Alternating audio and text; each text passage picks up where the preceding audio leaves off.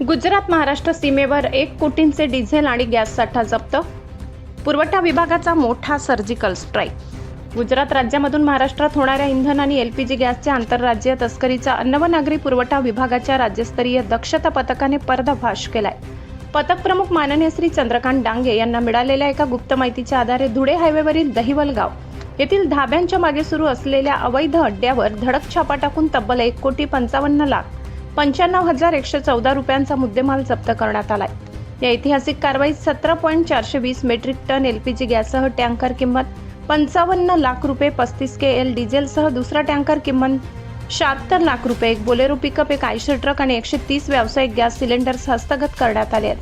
अवैध साठा जळगावच्या दिशेने जात होता. या प्रकरणातील मुख्य सूत्रधारांवर जीवनावश्यक वस्तू कायद्याअंतर्गत गुन्हा दाखल करण्यात आला असून स्थानिक पोलीस आणि पुरवठा विभाग पुढील तपास अत्यंत गतीने करत आहेत.